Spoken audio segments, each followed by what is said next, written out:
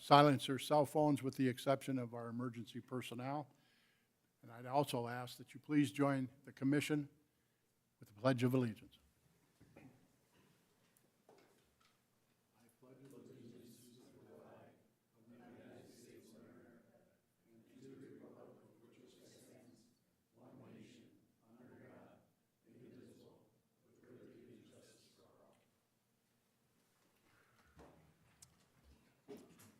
Thank you. Madam Secretary, would you please call the roll? Here. Here. Here. Here. Here. Let the record show all commissioners are present. Item D is to approve the order of the agenda. Commissioners, it has been distributed. It is in your packet. Make a motion to approve. Commissioner Zundell moves to approve the order of the agenda as presented. Is there a second? Second. Commissioner Olson seconds. Been moved and seconded to approve the order of the agenda. Is there any discussion? Hearing none, all those in favor, please signify by saying aye. Aye. Opposed? Item E is the approval of minutes of January 20th, 2025. Again, they have been distributed and they are in the packet. Move to approve. Commissioner Olson moves to approve the minutes of January 20th. Is there a second? Second. Commissioner Jorgensen seconds. Been moved and seconded to approve the minutes of January 20th. Is there any further discussion? Hearing none, all those in favor, please signify by saying aye. Aye. Opposed? Motion carried. Item F is the building permits. Commissioners, the building permit report has been distributed in your packet. Motion to approve. Commissioner Jorgensen moves to approve the building permit as presented. Is there a second? Second. Commissioner Anderson seconds. Been moved and seconded to approve the building permits. Is there any discussion? All those in favor, please signify by saying aye. Aye. Opposed? Motion carried. Next order of business is the consent agenda. We had items A through C on the consent agenda. It is in the packet. Move to approve. Commissioner Zundell moves to approve the consent agenda, items A through C as presented. Is there a second? Second. Commissioner Anderson seconds. Is there any further discussion? All those in favor of approving the consent agenda, items A through C, please signify by saying aye. Aye. Opposed? Motion carried. We are now in the regular agenda portion of the City Commission meeting. The first order of business is public comment. Madam Secretary, has anybody signed up for public comment? I do not have anyone. We are now moving out of the public comment, and we move to item 3. Item 3 is A24-31, 12th Avenue Industrial Addition, a request for a final plot approval. We'll call on Mr. Aaron Nelson, Director of Planning for the City of West Fargo. Good evening and welcome. Good evening, President Dardis and Commissioners. Item 3 is a request for final plat approval, including associated public dedication agreement. This request comes to you with a recommendation for approval from the West Fargo Planning and Zoning Commission. The subject property is located, or includes about 24 acres of land and is located south of 12th Avenue Northeast, just west of the City of Fargo landfill, as shown on the map here. The applicant is Goldmark Commercial Real Estate on behalf of the City of Fargo. In terms of background information, the City of Fargo currently owns roughly 84 acres of land within the City of West Fargo, and Fargo intends to sell a majority of this land for future development while retaining roughly 20 acres of land for purposes of snow storage and maintenance of groundwater monitoring wells associated with the Fargo landfill.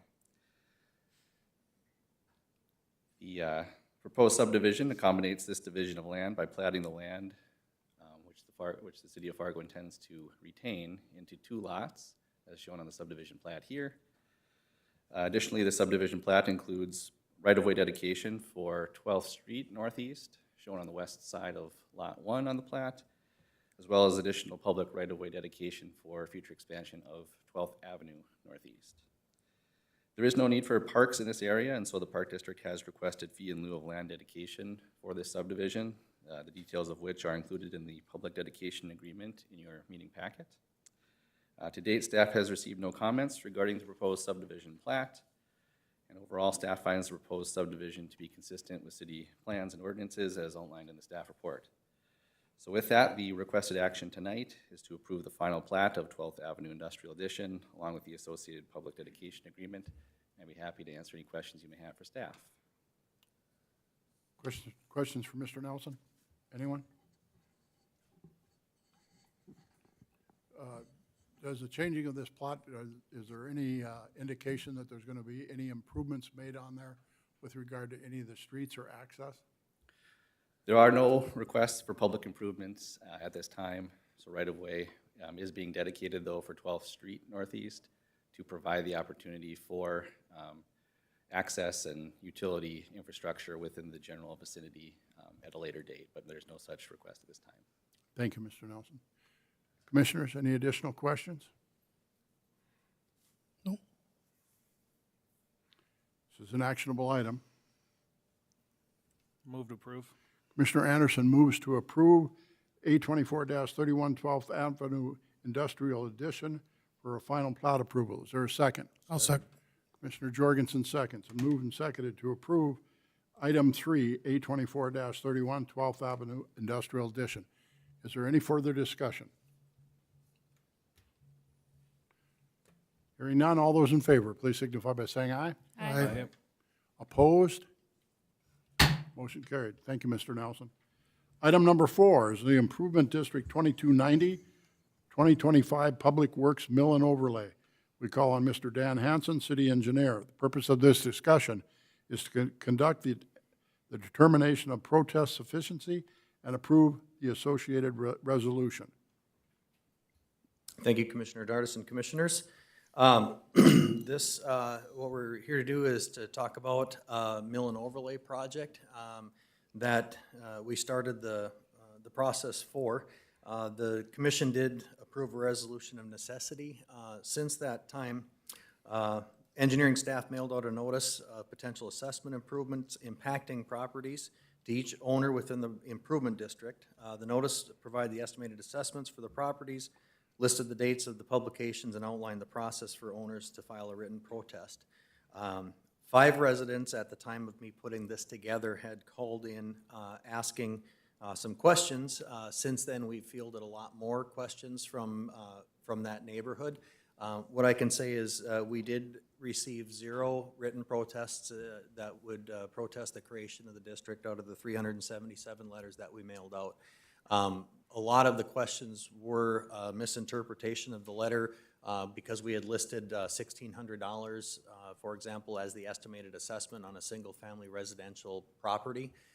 There were people that were thinking that was a per-year cost, so this is a $40,000 ultimate cost to them. But no, it is truly, that is, the $1,600 is the total amount of the assessment.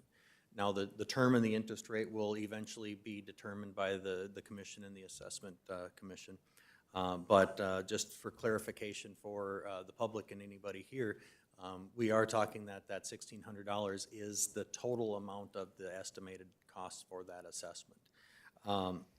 Outside of that, when I've explained that to people on the phone, and when staff has explained that, obviously we've got a sigh of relief, and for the most part, people were saying, okay, I'm absolutely in favor of this because our roads are deteriorating and we need to do something out here. So tonight is not a public hearing, it's a hearing of written protest, and what I can report back to you is that we have received no written protests on the creation of the district. So with that, we would ask to approve the resolution in the packet, which helps us move forward with the design and the bid of the project. Thank you, Mr. Hanson. Commissioners, questions? Thank you for clarifying that. Yep, absolutely. Move to approve the resolution.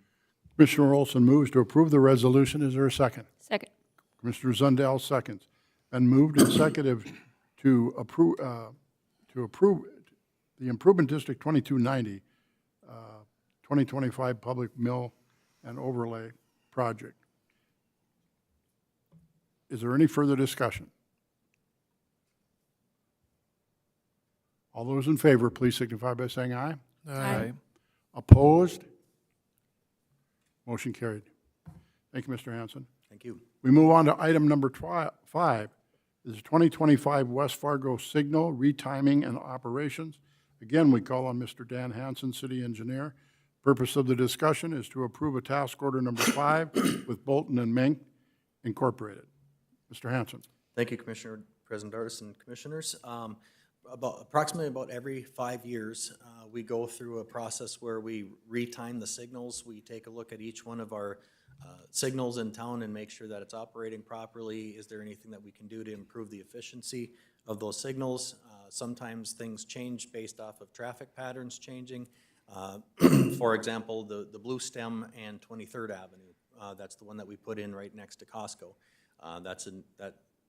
That's a new one, but there's development that's obviously occurred in the area, so potentially there's more traffic going through there than what would have been initially thought. So basically what this does is it hires Bolton and Mink, who is the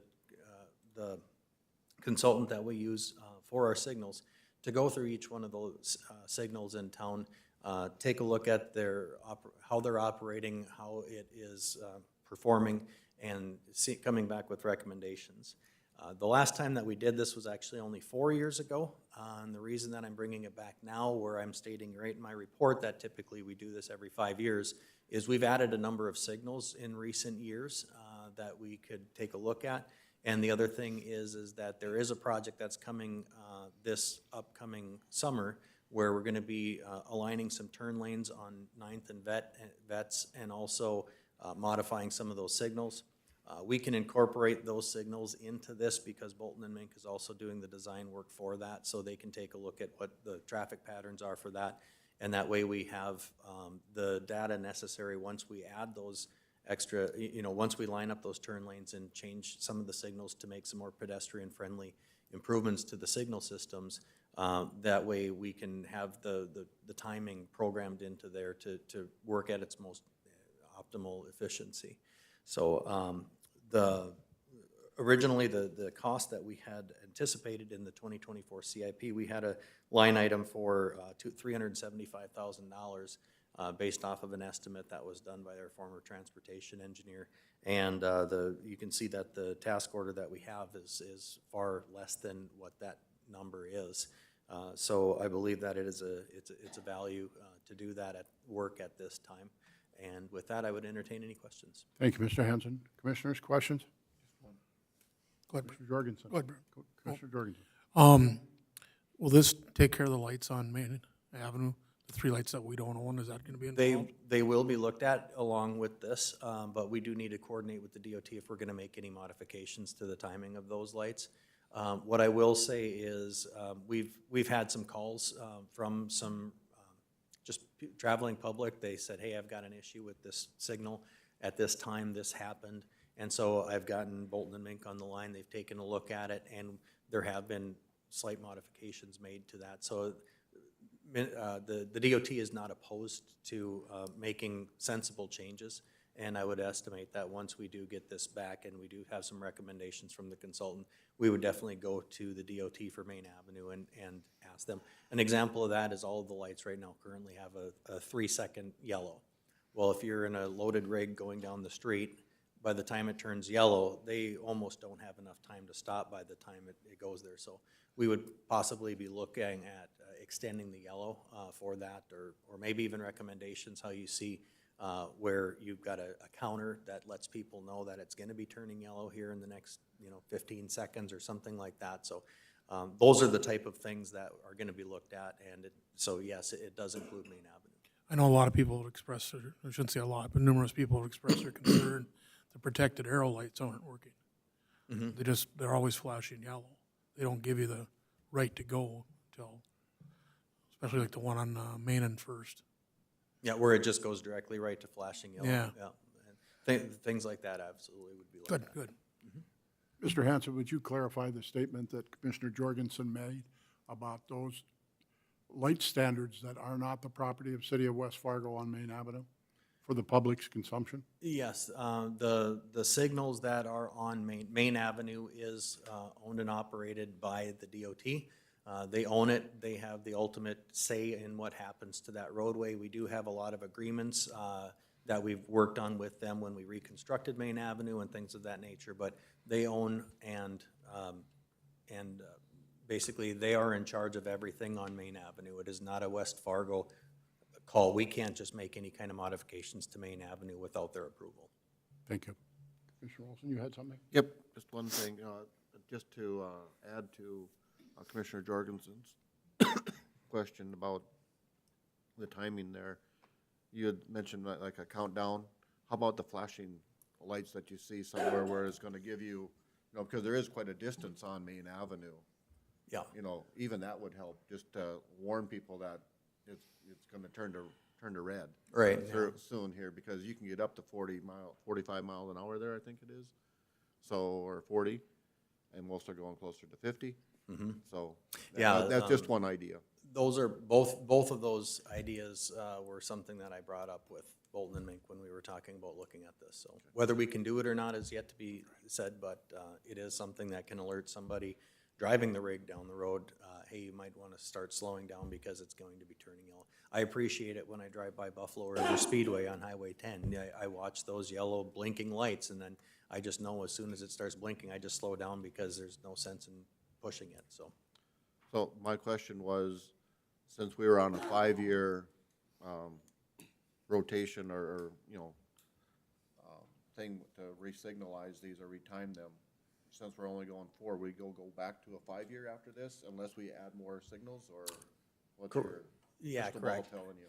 And right now, there isn't, I don't know of a signal that is in the process of being planned right now. Not that one can't pop up somewhere, things like that, but I think we are at a point where this is gonna be a good 5-year win. Yeah, we definitely go back to the 5 years, but there's just been so much change in our signal system, and with all the left turning lane alignments coming up, it just seemed appropriate to do that this year. And there is a lot of those left turn signals that never give you a protected green light. It automatically goes right to yellow flashing, and there could be 4 cars backed up there, and you will never get it. So, And just hearing both of you, your preference would be to have at least some amount of time with a protected left. yep. I Any will pass that on. additional questions? I move we approve task order number 5. Commissioner Olson moves that we approve task order number 5 to Bolton and Mintz for the total of $89,000. Is there a second? Second? Mr. Jorgensen seconds. It's been moved and seconded to approve task order number 5 with Bolton and Mintz for an $89,000 for signal retiming and operations. Is there any further discussion? Hearing none. All those in favor, please signify by saying aye. Aye. Opposed? Motion carried. Thank you, Mr. Hanson. Thank you. Item number 6 is again Mr. Hanson. It's the intersection improvements of 52nd Avenue South and 9th Street West. Create an improvement district 2288 and approve a task order. Mr. Hanson. Thank you, Commissioner President Dardis and Commissioners. I'll jump down to the background and project summary of my report here, just to get us all up to speed on some of the things that have been done in the past. This all originated from a 2021 traffic study that was completed, and in that traffic study, it projected and suggested and recommended that within the next 5 years that we install a single lane roundabout at that intersection, especially with the build out of the Wilds development and the school adjacent to that intersection. Since then, basically, we have finished the build out of the infrastructure and for the Wilds. We just took a look today, and there's over 800 parcels down. It's like 887 parcels. Not all of them single-family residential, but there's still some multifamily housing that's going to be coming into that area. So obviously, there's well in excess of 1,000 people that are going to be in the Wilds that are accessing 52nd from there. So that study recommended the single-lane roundabout to be installed within the next 5 years. In May of '22, we did a pedestrian crossing study, and we counted over 200 pedestrians crossing at 52nd Avenue at that intersection. I'm assuming the majority of them were kids going to the school or whatnot, and so there is definitely quite a bit of pedestrian traffic at that intersection. Also, in the past, we had been contacted by the school to do something about the intersection as well. that lends itself to these improvements. And next up, we did bring this improvement forth as a project, Improvement District number 2276, where we were going to install this roundabout. And at the time, there was insufficient protests as far as the amount of area, but there were some people in the neighborhood that were they were in opposition to the project, some for the cost and some for the fact that they don't like roundabouts, and the belief that roundabouts do not work. And so at the time, the commission said that we're going to take a pause and not proceed with that project. So that project got tabled or put to bed and put to rest. And so the direction from the commission at the time was to go and find some additional funding for the project. And the commission at that time authorized the installation of a couple more stop signs to make it a four-way stop at that intersection. So that's what was done, and we did go forth and we applied for HSIP funding, which is another funding through the DOT. And we did receive, since we presented that project, we received a grant for 90% of the construction of the improvements that we're talking about here. So, so what we're talking about is a greatly reduced amount that we had originally presented as far as what the local share would be. The estimated construction cost when the project application was submitted for the funding was $2,260,000. The HSIP grant will fund 90% of the costs to $2,034,000, with a local share of just the construction to be only $226,000. So we were successful in obtaining that extra additional funding towards the project. Outside of that, that is not covered with grant funding is the soft costs such as geotechnical engineering during construction, the engineering design, the legal, admin, and things of that nature. So those things would be a part of the project. And then ultimately it would go into our, it would be a potentially assessed project, but the amount of assessments would be greatly reduced compared to what we were talking about the first time that we brought it forth. So, again, we were very successful in going and finding the funding that I believe Commissioner Simmons at the time had directed us to go and seek out. So here it is being brought forth again for creating the district and approving the task order for preliminary engineering services. Lastly, it's going to be a number of years before we get this actually bid. We're talking a 2028 bid date for this based off of when the project funding happens, but you can't, there is some environmental work that needs to happen ahead of time, and also the right-of-way acquisition and things of that nature that, and the preliminary engineering report, feasibility study from the consultant that I can use for my engineer's report to bring back forth in front of this commission to give a revised estimate for what the costs of the project are, incorporating into it the grant funds that we're going to be receiving. And with that, I would entertain any questions. Commissioner Zundell. Have you had complaints or I guess even compliments since you've put in the four-way stop? Like what kind of feedback have you received from residents since the four-way stop has been in? It's been a mixed bag. When the four-way stop came in, I'd say 50-50, where people were complaining that it just takes too long to get through the intersection. And then also we got some people, and I will say this, you generally field a lot more complaints than you do praise. What I would say is that I wouldn't say that we had a number of people calling in saying, wow, that works great, but we have heard some feedback that there are people that are fine with the stop signs the way they are. And I feel like if my memory serves me right from even watching these meetings, part of the problems with having the stop signs and not a roundabout is that it's essentially not a DOT-approved design. So if we don't have a roundabout, it becomes problematic in the future when we're attempting to get any other DOT funding for any other source because we're kind of going against their traffic regulations. Would that be accurate? Correct. The four-way stop is not a warranted thing. That was explained at the time. Now, the commission does have the ability to install an unwarranted four-way stop, and after we were directed to do so, we did communicate with the DOT to say that we are going and searching out funding for an ultimate solution. And there is provisions that a four-way stop can be used in the interim as you are seeking out a solution that is warranted. But Right now, if we were to apply for any form of funding for 52nd Avenue, it's dead on arrival because we have the four-way stop.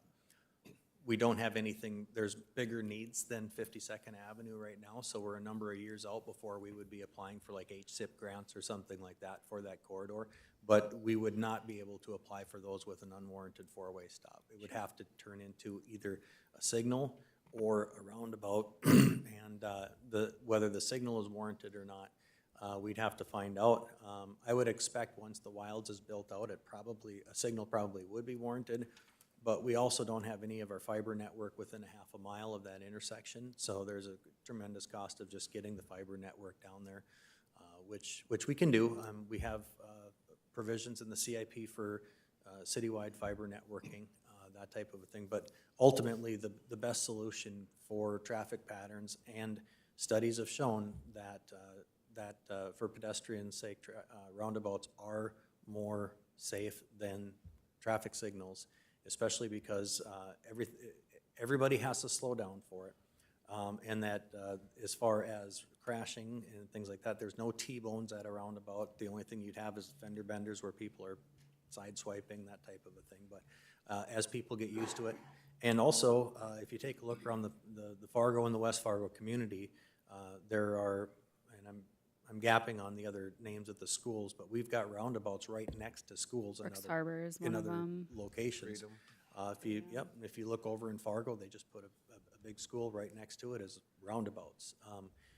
Studies have shown that roundabouts are safer, given actual data for pedestrians and for the traveling public vehicular. I have two more quick questions. Please continue. My other question, and speaking of having a roundabout by a school, obviously I drop my kids off at Brooks Harbor in the mornings and pick them up in the afternoons. And one thing I do notice about the roundabouts by the school and also the one by 26th Avenue is they're frequently gridlocked, to the point that it backs up traffic and almost, I don't want to say is counterintuitive because I wasn't there when we didn't have anything, but my worry is if we commit to doing this today and traffic does increase to almost be outpaced by a roundabout, especially if we're talking about not building this for 3-4 more years, what do we do then? So the way that the design is being laid out is it'll likely be installed as a single lane roundabout for this, expandable to a 2-lane roundabout.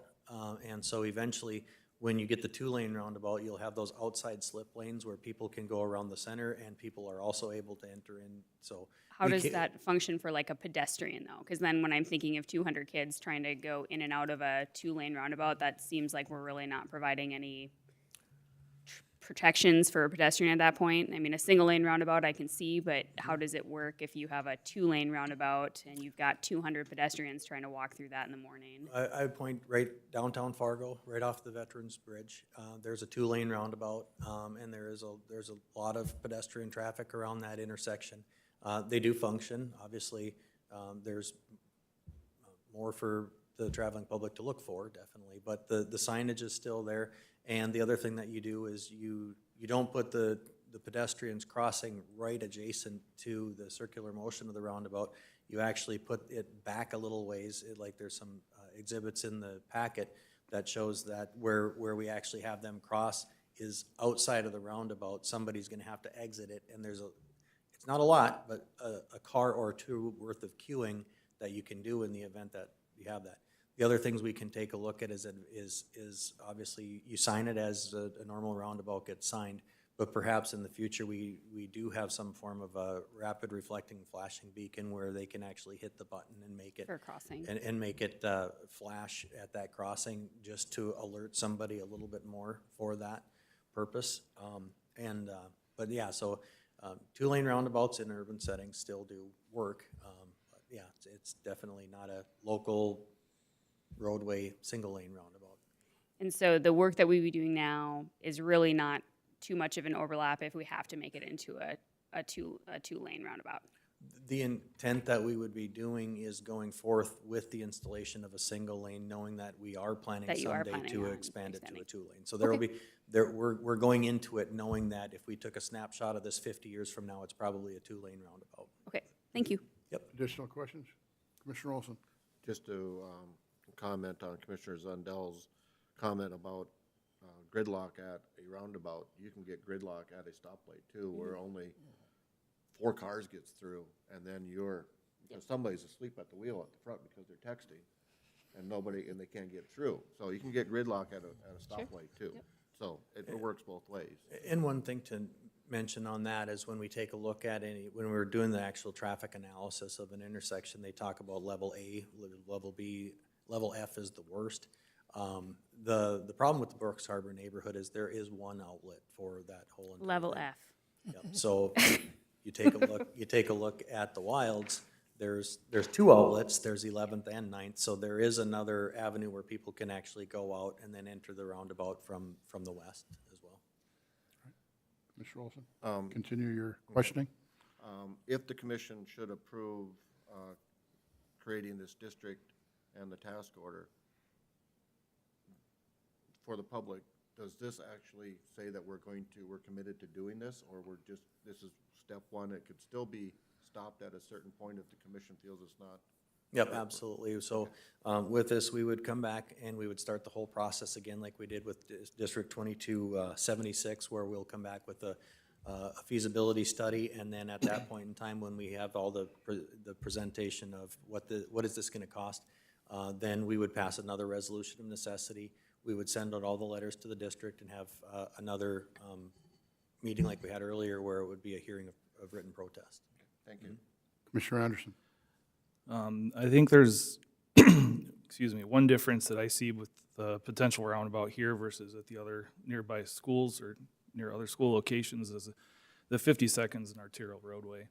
And I got a few questions on that, but if we're gonna expand it out, there's gonna be a lot more traffic as the city grows.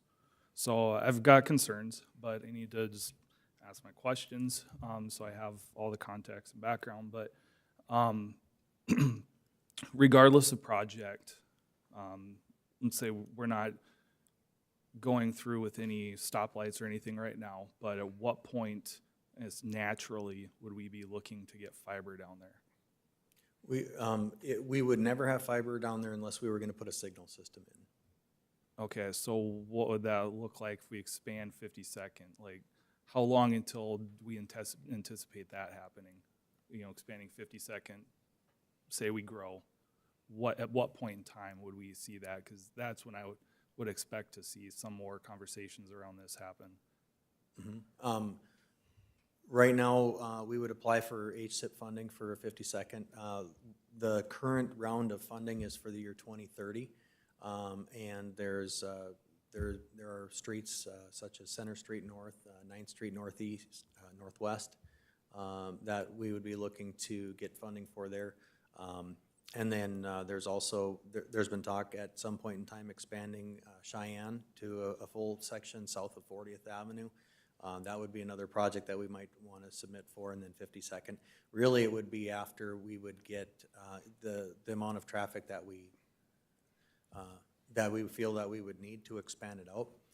So really what it's going to take is once the Wild completely develops and all the homes are built, all the multifamilies out there, if we find that the roadway is not holding up to the amount of traffic, then we could take a look at doing that. But even if we were to expand to a 4-lane section, for example, the roundabout still would function with that. If we proceed with the roundabout now, I don't ever see us ripping the roundabout out and installing a signal. This is kind of this is the way we're going. Mm-hmm. You can install a signal, and we can take a look if we want to see if there's warrants for a signal, if that's the preference of the commission to have a signal in that area.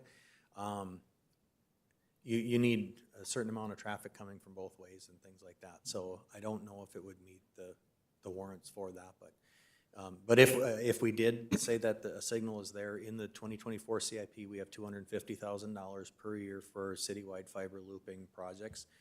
We would be able to use those funds already programmed out to be able to get fiber down there. So I don't see the cost, even though the cost of the fiber is significant, it is something that we do have planned in our CIP, and whether it's going there or if we need to loop it somewhere else.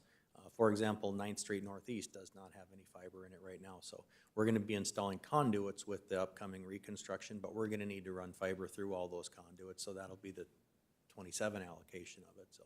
So we can get fiber down there if we do truly want a signal, but if we want a signal, we would want to put into this preliminary engineering the analysis if it's warranted.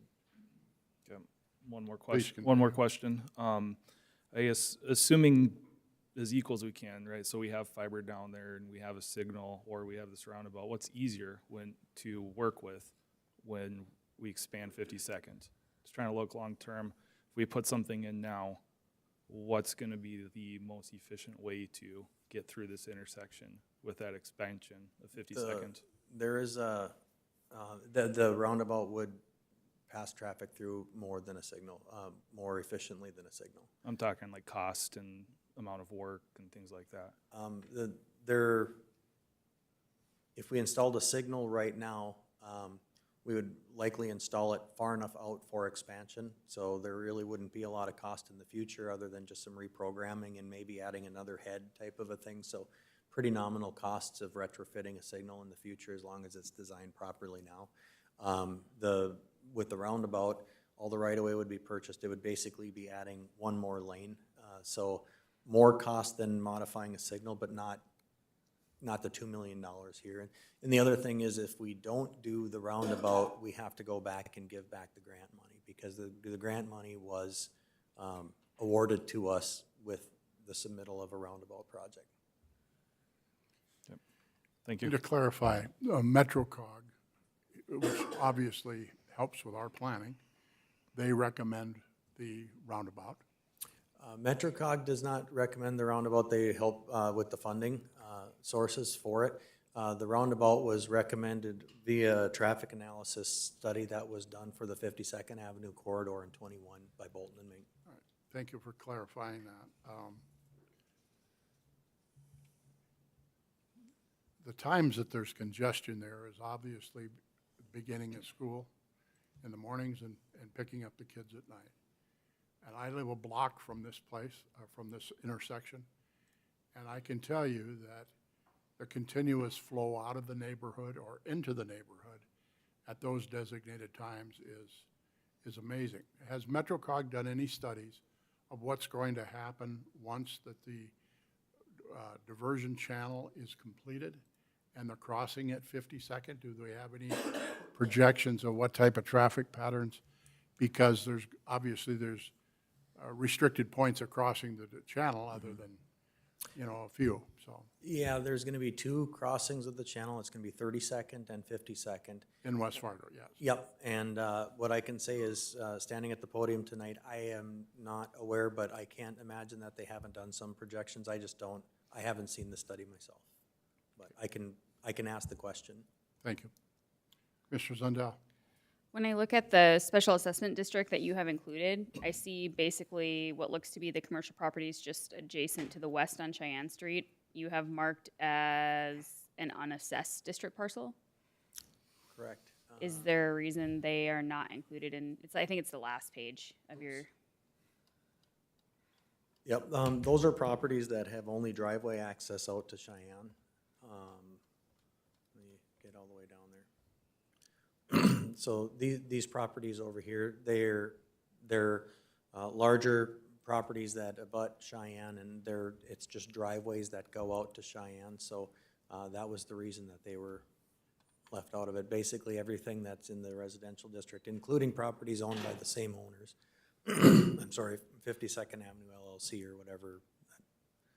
Just west of those shaded properties, those are included in the district, but the ones that are on Cheyenne Street that are just driveway access to it, they are. are any of those residential? Yes, they are. They're all residential. There are three houses there. Are they in the, This is one house and this is one house. are they in the Legacy School District? Are they, I'm sorry? In the Legacy School District? Collector system, yes.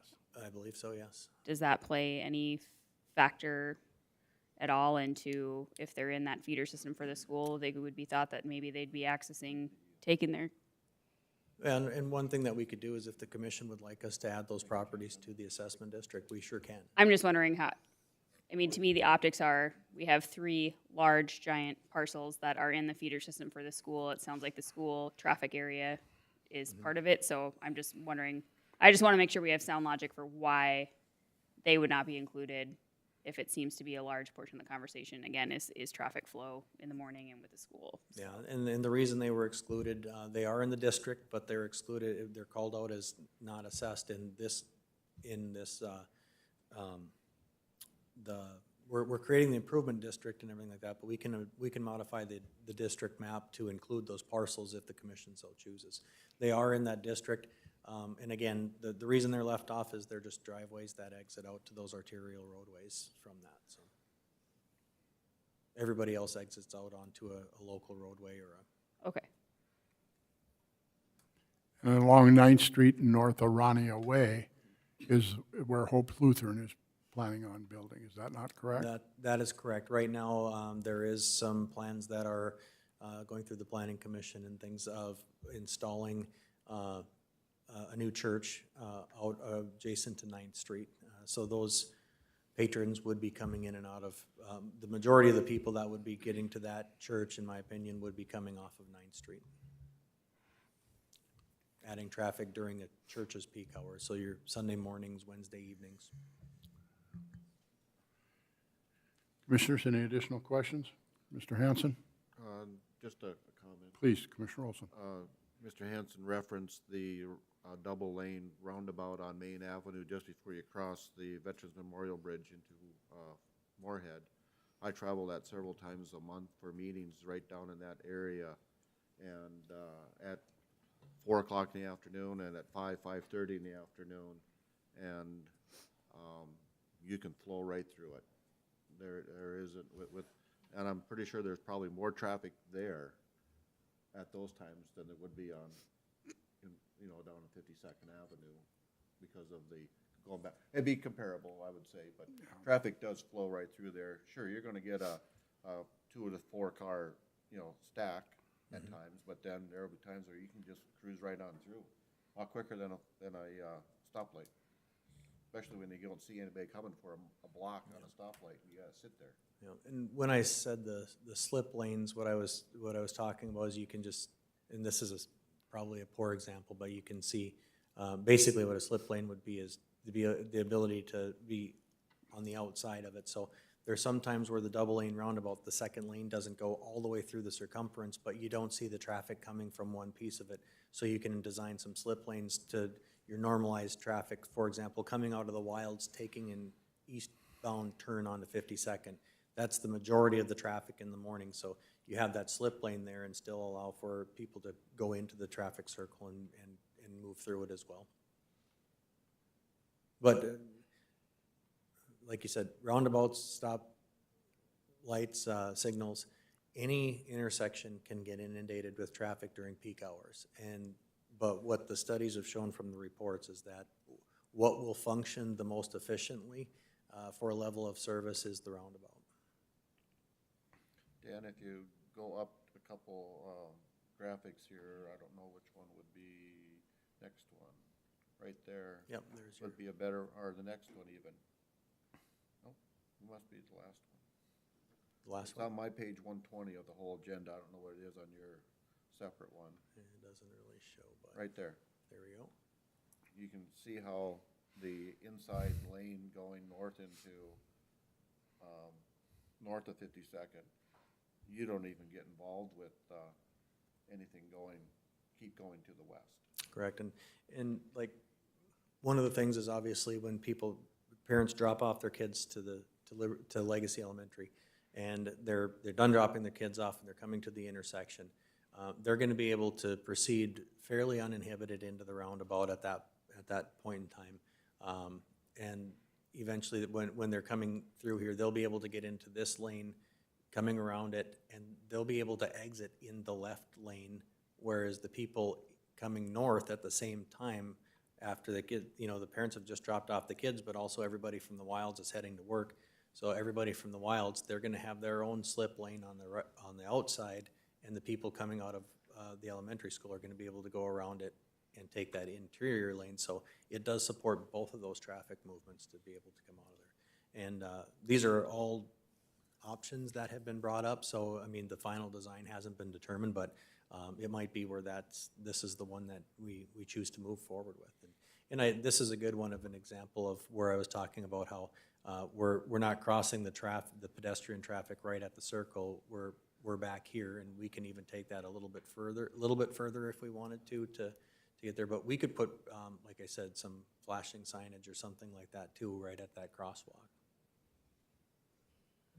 I would expect that a lot of the pedestrian traffic, if they're gonna go up there, they'll have already gotten themselves on the west side of the street, so they're gonna be likely wanting to, if I'm telling my kids to get there, I would be telling them, you know, go on the left side. Now, obviously, when 52nd gets developed, if it does turn out to be a tremendous amount of traffic coming in and out of West Fargo at that time in that corridor, then you readjust. But for the foreseeable future, this is going to be a relatively unused portion of it. I mean, low traffic volumes in this leg of the roundabout.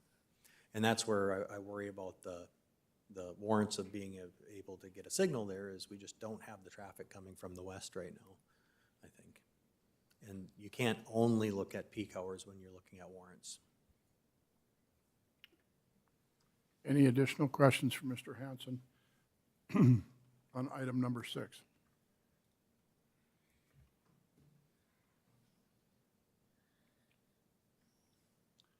I'll make the motion to create the improvement district and move and approve task order 92. Second. I have a motion and a second to create improvement district number 2288 and approve a task order for 52nd Avenue and 9th Street West. Is there any further discussion? Oops. All those in favor, please signify by saying aye. Aye. Opposed? Aye. Motion carries on a 4-1 vote. Thank you. Thank you. Item number 7 is a discussion item that was tabled. It's regarding the city administrator, and he is not on the regular STEP program that the rest of the employees are in West Fargo. Commissioner Olson, this is your topic. Thank you, Mayor. Before the first of the year, I believe, this was brought up as a discussion item, and it was voted down. I was one of the commissioners that voted against it because we didn't have much time to think about it. And so now I just want to bring it back. So I'll make a motion to bring the city administrator back onto the pay scale, and we'll go from there. Is there a second? Second. Commissioner Zundell, there's a motion and a second that we have conversation with bringing Mr. Scott, the city administrator, back into the pay scale system.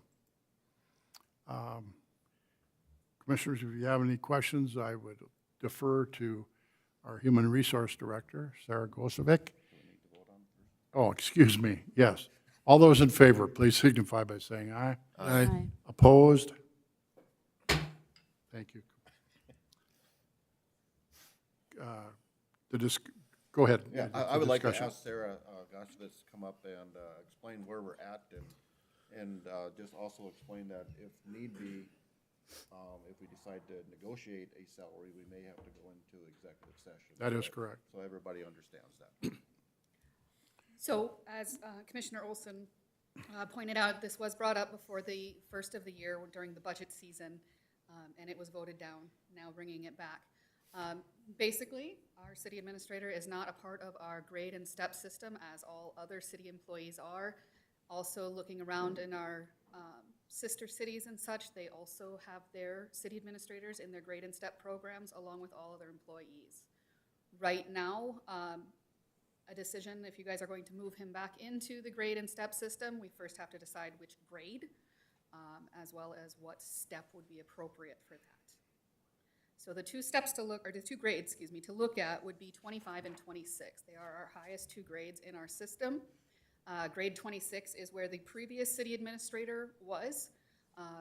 Grade 25 is just 2 steps above the senior directors, which is how we have laid out kind of our organizational chart for that, but traditionally this one is in a grade 26. I did regrade the position as part of this conversation, and it does come out to a grade 26, so that would be where my recommendation would go. And I'll stand for any other questions you might have. What step would, So at his current salary, where would he Where would the city administrator land right now?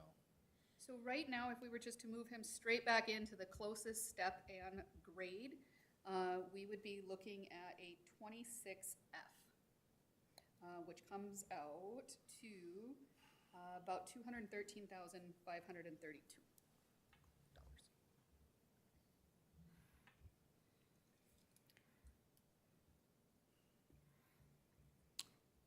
Any additional questions? What, Commissioner Sundell? what have we done, or what do we have in place, I guess, for even establishing how he is evaluating and gets a raise currently? Because I feel like with outside of being in the grade and step, it's my understanding that basically what he received for a raise last year would have just been the cost of living increase, which was 2.5%? Right. Is that accurate? Yes. Is there anything, maybe that's something that we're supposed to, I'm not sure, but does he have a contract? So there is no employment contract in place at this time.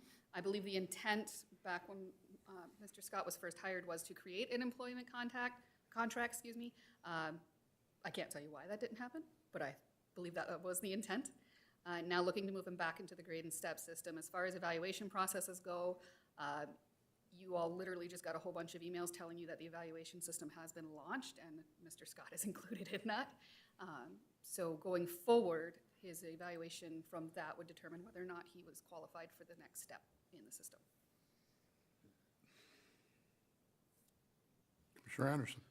You reference other cities in this. What about other entities, public entities like park districts, other things? Have you done any research in that as far as their directors or their administrators or whatever they are? Are they contract, or are they within the grade and step type system or a similar system? Well, for the city of West Fargo Park District, they are a contract, as she's sitting in front of us. You are not a contract. We're working those details out. Oh, okay, well, then Yeah. that's a to be determined then. The park district does not have grades or steps, so there's nothing formalized in place, but it is my opinion, and what I would also recommend, regardless of having him in a grade or step, is I think it's important to have a contract, and I think it's important to describe how we're evaluating him and what the process is moving forward, because we have elected officials, that ebbs and flows, but that shouldn't necessarily change his requirements or what we're doing as elected officials personally. I work across the street, obviously. I'm here early in the morning. I can see whose car's in the parking lot, and Dustin, you've got to work 60 or 70 hours. I can't even imagine how many hours a week you're here. You're typically the first one here. I see you as the lone car in the parking lot frequently.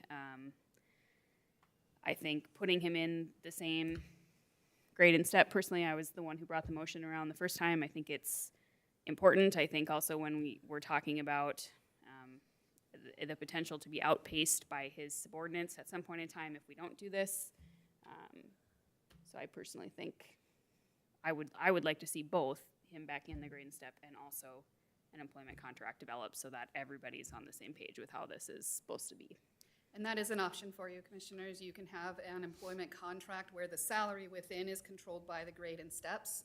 So it would move just as the normal, but as Commissioner Zundell pointed out, it would also outline in that contract what the expectations of the position are beyond just what the job description says, how they were evaluated, separation type issues, things of that sort, and what rights both the city would have in that situation as well as the city commissioner.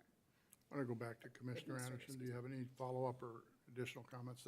No, I think just something I'd like to add after, hearing that is, my preference would be contract, and obviously we'd tie pay, things like that, however we want to. I think tying it to something that we have in place works out, but I want to have something, and it's something in place for performance separation, everything is, our HR director outlined. I think that's important, to have something like that in a position like what Dustin's in, so.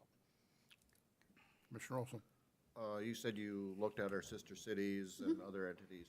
And they're in the grade and step, Yes. but do they also have a contract? No, the ones that I have reached out to, the city of Fargo as well as the city of Moorhead, because I see their HR directors on a pretty regular basis, they have the grade and step. They do not have any type of contract. Though once I brought it up, of course, they were like, well, that's a great idea. So we'll see where they go with that. I did also check with Cass County, and for the county administrator, they also are part of their grade and step without a formalized contract right now. None of them were able to specifically identify a policy or anything that offered any type of guidance for how they're evaluated, things of that sort, separately from the employees, so city administrator specific or county administrator specific.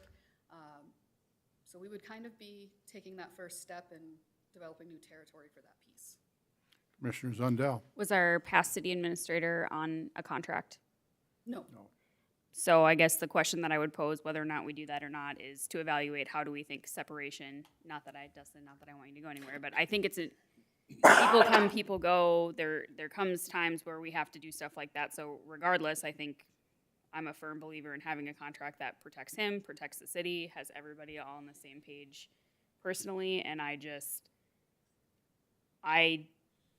don't know how I feel about having him be the lone person not in a step and grade system, because I don't know why he would be treated differently than other regards when how we're evaluating. Commissioner Olson. You brought up a good point about separation, which I don't want anybody to leave, but if there would be somebody of like our senior directors, that we would, something goes haywire, is there anything in there about, do they have anything for a separation package and things like that? Do we have anything for any of our, that protects both us and them? So, I mean, this may be a lot farther reaching than just one position if we wanted to go that way. I don't know. I just think, and even looking at other, we'll use the diversion as an example, where there was a recent parting of ways and trying to figure out how that looks. I just think it's another layer of making sure everybody agrees, and I think that the hard part probably for everybody is we're an elected body of officials. So in 2 years, potentially 3 of you, maybe we get 3 new people, or maybe we get, and I just don't think that anybody's, especially his job, should change from expectations or what he's been granted or told or sold or whatever based on who the 5 faces are up here. No, I agree with that. Keeping in mind the 2 positions that you've referenced, both of those individuals resigned. There's a difference when you talk about a package. It's one thing for us to terminate, it's another thing when they resign. Which could all be It's treated spelled out. differently. You could have it so that you have an employment contract for the city administrator as the highest ranking employee of the city outside of elected officials. You could have an employment contract there, and then if commission would like, we can look at a severance policy. I don't know of any that exists with our sister cities and counties, but I do know they exist because I've written a few of them in the public side of the world. So something that we could look at for the future, if that's the desire. I have seen certain park district, because I did an evaluation of certain park district, and that some of the executive directors for park districts do have that language built into a contract. So from what, Commissioner Jorgensen, please. I like the contract idea, and I think it's kind of probably gonna punish Mr. Scott to be put into the STEP program. If he's doing an excellent job and he's far exceeding all of our expectations, he should be rewarded a little more than maybe just a step. That's why I'm not a fan of the STEP program at all. Can we give him more than 1 step in performance? So if he is exceeding and going above and beyond, are we allowed to advance him more than 1 step at a time? Yes. So I've actually looked into this as part of our evaluation process as we were launching it, because that question came up a fair amount from department heads, excuse me, and other supervisors. We have nothing in our policies that says that it cannot happen. So really that type of idea of going not 1 step but 2 because they are outstanding really lies in the budgetary piece of things, and when we develop our budget as to whether or not we want to budget for 2 steps or whatever that might look like. All right. The motion on the table is to bring the city administrators, this discussion is on the STEP program. So if we can keep our comments there, if we, as a commission, if we feel that we want to go to a contract, that's another discussion. And we direct, HR to start developing something like that. The question before us tonight is only whether or not we move the city administrator back into the STEP program. And our HR director has recommended step number 26F. That's the discussion we have to have this evening. We have to, otherwise we have to public notice all of this, for open meetings. And so the only thing we can address this evening is the city administrator back in the pay step schedule, and the recommendation by HR is 26F. I make the motion. Commissioner Zundell moves. Is there a second? Second. Commissioner Olson seconds. Been moved and seconded to move the city administrator back into the pay step program at a level of 26F. Is that correct? Yep. That's your motion and second? Is there any further discussion? Hearing none, all those in favor, please signify by saying aye. Aye. Opposed? Aye. Motion carries on a 4-1 vote. You've heard the discussion with regard to the contract. If we could ask you to come back at probably the first meeting in March, have any discussion that you might have and any research that you might do, we'd appreciate that. Commissioners, is that approval? Yep. All right, thank you. See you in March. Item number 8, City Administrator's Report.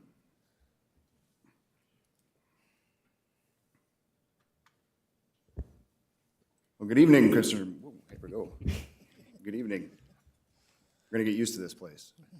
Well, I'd like to start off with an acknowledgement that we are finally here in our new chambers. I'd be remiss not to thank a few people before I jump into my agenda here. I won't name everyone, but I just want to acknowledge the hard work that went into this place from our staff. Nick Lee, of course, was heavily involved, not only securing this location, but then ended up managing the project to get the chambers done, and obviously has put in a lot of work and effort. Along with him, of course, our building and grounds staff, our IT staff, making sure everything is getting in here, and we've even had other staff that have volunteered their time to step outside of their normal work duties. And, for example, Rick and Chris, our utility locators, spent a lot of time trying to get this place ready over the last few weeks. So can't thank them enough for all of the hard work that they've done, and it is certainly exciting to be here, and I hope you're all finding it comfortable and a significant improvement from our last space. So, and with that, I would also remind everyone that we will have a formal ribbon cutting that the chamber is going to do for us on March 17th, right before our commission meeting. So I hope everyone can attend there, and we will also have an open house for the public. So come a long way, and still some things to do here in the next few weeks to get ready for that ribbon cutting. So as far as my formal agenda, I don't have much. As you can see here, a couple scheduling items. To start with, we need to reschedule our February 17th meeting, and proposing to move that to February 24th. The next one is to schedule a special meeting on Friday, February 14th at 10:30. This will be a virtual meeting, and that is so that we can get our bills out on time. And we will have a second item there relating to an engineering item that is time sensitive. So I would like formal action on both of those items. With that, any questions I can answer? Questions for Mr. Scott? All right. You want, I'll make the motion to move to those rescheduled dates of the 17th, moving that to the 24th, and then also to have a special meeting on Friday, February 14th at 10:30. Thank you. I'll Is there a second. second? I'll second. Commissioner Jorgensen seconds. Been moved and seconded to reschedule the Monday, February 17th meeting to Monday, February 24th at 5:30 PM, and also to schedule a special meeting for Friday, February 14th at 10:30 a.m. Is there any discussion? All those in favor, please signify by saying aye. Aye. Opposed? Motion carried. There you go. Thank you, that's all I have. Anything else for Mr. Scott? Thank you. Your correspondence has been distributed to you. Are there any non-agenda items that any commissioner would like to bring up at this time? Again, we can take no formal action on it, but if you want to discuss something, we can do that. No? Department heads, anything? Mr. Hanson? Thank you. Just going back to the signal discussion, one of the questions that was asked as far as the DOT, I may have said that they owned and operated the signals. They own the right-of-way, but the city actually owns and operates the signal. So if I misspoke earlier, I just wanted to make that point of clarification. Thank you, Mr. Hanson. Thank you. Any questions on that comment? All right. Commissioner Anderson, Move to adjourn. Commissioner Olson, Second. we stand adjourned.